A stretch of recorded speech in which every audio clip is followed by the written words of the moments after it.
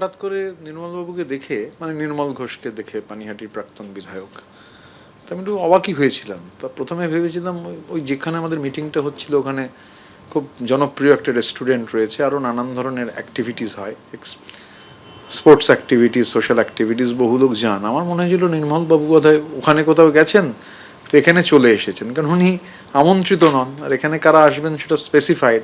আর তারপর আরও অবাক হলাম যখন শুনলাম তিনি বলছেন তাকে আমন্ত্রণ জানানো হয়েছিল। আমি খুব বিনীতভাবে তাকে বলি, যে খুব সচেতনভাবে বলছি, যে কে আপনাকে আমন্ত্রণ জানিয়েছিল, কোন ফোন থেকে আপনি ফোন পেয়েছিলেন, বা কোনো SMS আপনার কাছে গেছিল কিনা, দয়া করে সেটা একটু শেয়ার করবেন, কারণ ওনাকে আমাদের কেউ আমন্ত্রণ জানাননি।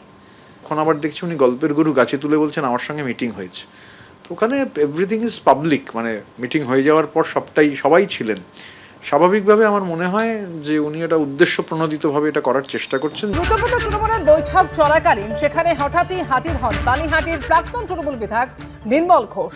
এবার কি কালীঘাট তৃণমূল ছেড়ে দ্রুতপদ তৃণমূলে নির্মল ঘোষ? লটারি প্রতারণা মামলায় ধরপাকড় শুরুর পর কি শিবির বদল? গতকাল দ্রুতপদ তৃণমূলের বৈঠক চলাকালীন সেখানে হাজির হন তিনি, এবং তিনি বলছেন যে আমন্ত্রণ জানানো হয়েছিল বলেই বৈঠকে এসেছি। ঋতব্রতর সঙ্গে কথা হয়েছে, আবার কথা হবে, এমনই দাবি করেছেন পানিহাটির প্রাক্তন তৃণমূল বিধায়ক। যদিও এ প্রসঙ্গে ঋতব্রত বন্দ্যোপাধ্যায় বলছেন, নির্মল ঘোষকে দেখে অবাকই হয়েছি, উনি তো আমন্ত্রিতই নন। নির্মল ঘোষ গল্পের গরু গাছে তুলে আমার সঙ্গে বৈঠকের কথা বলছেন, উদ্দেশ্য প্রণোদিতভাবে এটা করার চেষ্টা করছেন বলে দাবি করেছেন ঋতব্রত বন্দ্যোপাধ্যায়।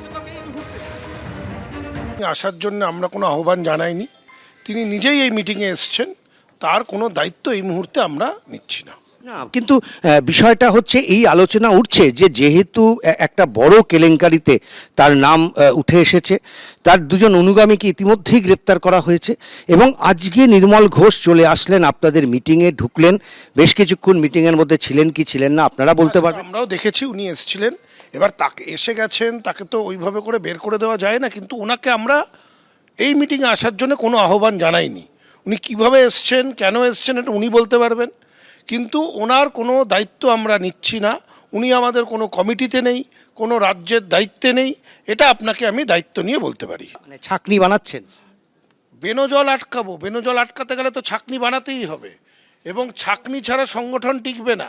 আজকে সংগঠনটা যেই জায়গায় দাঁড়িয়ে রয়েছে, এই সংগঠনটাকে মজবুত করতে গেলে যাতে এমন কোনো ব্যক্তি দলের মধ্যে না প্রবেশ করে যার জন্যে দলের ক্ষতি হতে পারে, সেই ব্যাপারে আমরা নিশ্চিতভাবে যা পদক্ষেপ নেওয়ার, যা সতর্কতা অবলম্বন করার, আমরা সেটা নিশ্চিতভাবে করব। এবিপি আনন্দ, এগিয়ে থাকে, এগিয়ে রাখে।